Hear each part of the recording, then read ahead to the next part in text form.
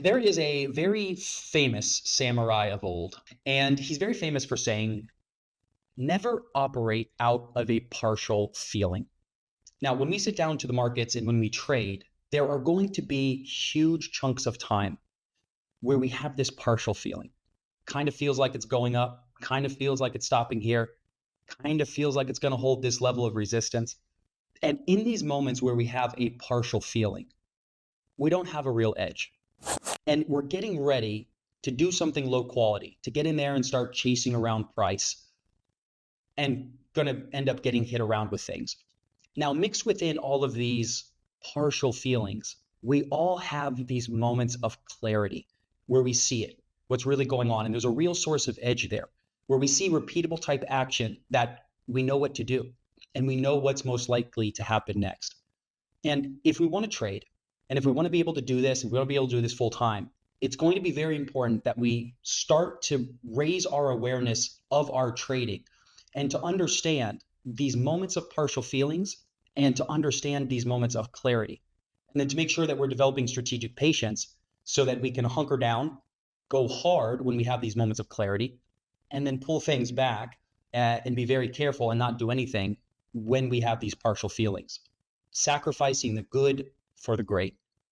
Now, if we're talking about partial feelings, what we're really saying here is overtrading and chasing around price and getting caught up in doing low quality things.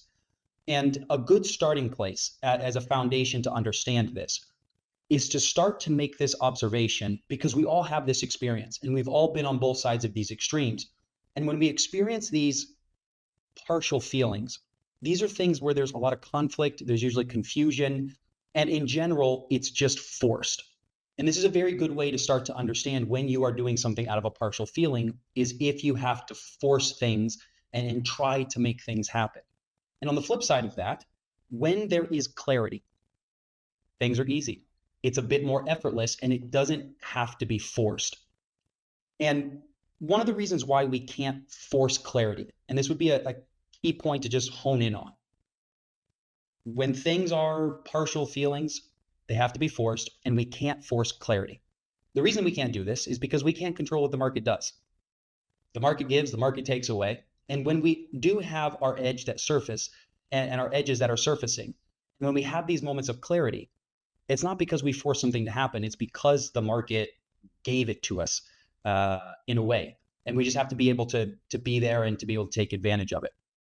And so we all understand what these extremes are, and we've all felt those times where we see things very clearly and where we don't, and we feel like we have to force it, and we feel like we're doing something that is just out of a partial feeling, is, I think, the best way that I could say it. If maybe potentially you're starting to observe this for the very first time, keeping in mind that clarity can't be forced, and understand that this would be a normal day in the life of a trader for almost everybody.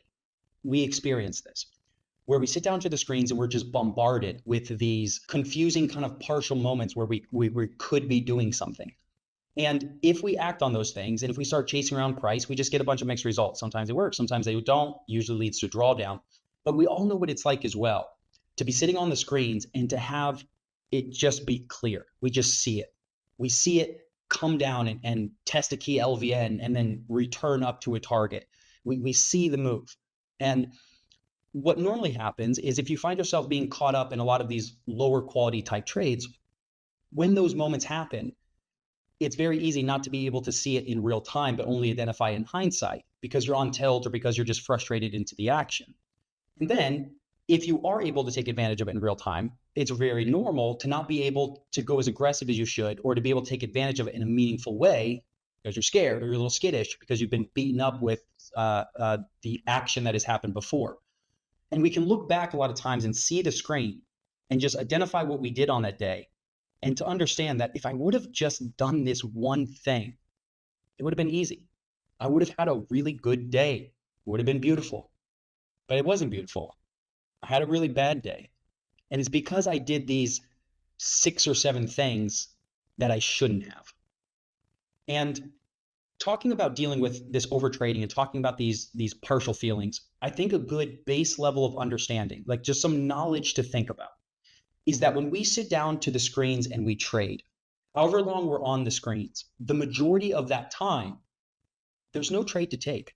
There's no physical action that needs to be done. And I've heard it said by traders that good trading is boring. And this really hasn't been my experience. I think that even if there's a long period of time, maybe like 90 minutes, where I'm not taking an actual trade, I'm sure from the outside it looks like very boring if you're just watching me, where I'm potentially just sitting there looking at something, probably in silence, and not even sure what I'm looking at. But for me, and while we're trading, we're putting the information together, and as the hard right edge is there, and we're getting bar by bar, there are things to put together and to keep track of. And I find it very interesting and at some level exciting to be a part of. But of all the time that we're on the screens, most of that, there isn't actually anything to do. And this needs to be talked about and this needs to be understood. And we should approach our trading with a good dose of humility and just some wisdom of understanding that when you and I step into the screens as retail traders, we are walking into an environment where we are undercapitalized. We are under equipped, we're under educated, we're under informed. We are the friggin' underdogs here. And to think that we're going to step into this environment and just constantly be able to time everything right and just chase things around and be able to do this consistently, it's crazy. Most of the time that we are on the screens, there's no physical action to take. And this can be extremely difficult because most things in life are not like this. If you're working another job and there's just a long period of time where you're not doing anything, you're probably being a very bad employee and you're probably not going to have a job for very long. But in trading, this is different because that doing nothing, that being patient is a very important part of what we have to do. And we all know this at some level. And we all know the famous quote that trading is a mechanism that exchanges money from impatient people to patient people. But even knowing that, it can be very hard to be patient. And one of the things that has helped me a lot, and I think this can help you as well, is to start to reframe it because it's normal. If you're sitting down at the screens and you're not doing something, you feel like you're missing out. You feel like you're not doing your job. You feel like there should be something that you're doing. And so understanding that when we sit down at the screens, a lot of times there is no physical action to take. And during those times where we are doing nothing, reframe it. We're not doing nothing. We're doing patience. And patience is a very important part of the job. Patience is not easy, but it is a skill. And this is something like every skill that can be worked at, and we can improve our level of patience, that strategic patience to wait through, to ignore all of those partial feelings, to sacrifice that good for those great moments that will be coming. And it can be worked on. But like every skill, it's not going to develop itself. And if you don't prioritize this, and if you don't focus on trying to get better at being patient, 3-5 years can go by and you're not going to be any more patient than you are and potentially still be struggling with chasing around, trades that are happening. Another thing to think about, if you find yourself in this position where you're overtrading, which has to be one of the top 3 reasons why people don't make it as traders. They just get caught up in chasing around things, doing a lot of these partial feeling trades. And if you find yourself doing that, it would be important to recognize that whatever we're doing in our trading, there's always the reason is up here, like this surface reason that I'm overtrading. And then somewhere much further down, there's the root cause of why it's happening. And typically, if you find yourself overtrading a lot and feeling those impulses, that root cause is based out of insecurity. Not being secure about your skills, not being good in yourself as a trader, not being confident in your edge, in your knowledge, in the tools that you're using. And as a way of overcompensating for just not being good, you find yourself feeling those impulses to need to force something, to need to do something. And it does take a certain level of confidence in being just good in yourself as a trader to be able to sit there and to do nothing and to understand that I have edges and those edges will surface. And when they surface, I'm going to be able to take advantage of that. And if you don't have that as a baseline of those things that you've been building up, we're always going to be dancing around the surface here. We've had a lot of podcast guests come on the podcast, and I've asked many of the older kind of seasoned traders, what do they think about trading mindset? What do they think about trading psychology? And it's interesting to hear how many of them have said it's BS and it's not important. It's something you shouldn't focus on for the first several years of your trading. And this can probably sound crazy. Like, how should you not be working on your trading mindset? Trading mindset's like 80% of the thing. It's the most important. And not to put words in their mouth, but the way that I think about what they mean by that is that trading mindset is really just dancing around the surface of the issues. And it's easy to put so much effort and so much attention and so much energy into trying to fix the surface of the issue, but we never fix the cause. And we never make any type of a meaningful progress in that way.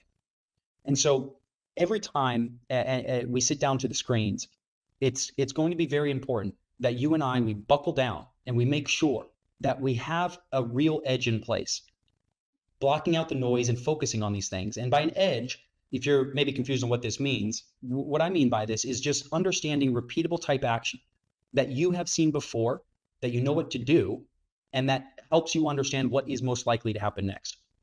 If you don't have that, if you're not clear about that, you don't have any kind of source of an edge.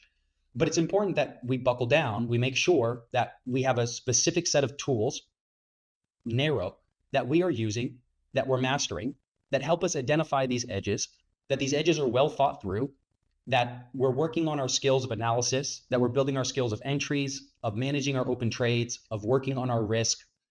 Because outside of building those things and having those things in place, we obviously can't have those moments of clarity if there's nothing for us to be clear about.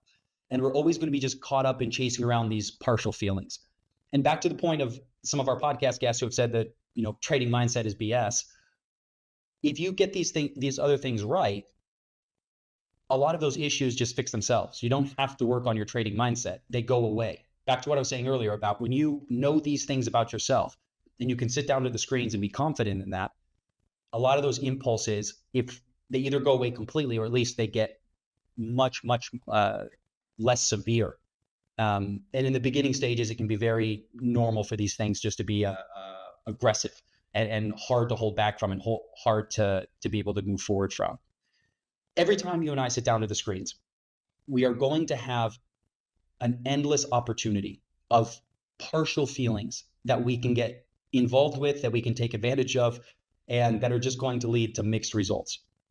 But spaced out in between the noise and all the partial feelings, we're going to have those moments of clarity. And we have to sacrifice the good for the great and never operate out of a partial feeling. Yeah? Listen, at some level, we're all in this together. And so with that, I'll wish you very happy trading out there. Don't do anything crazy. Be safe and good luck.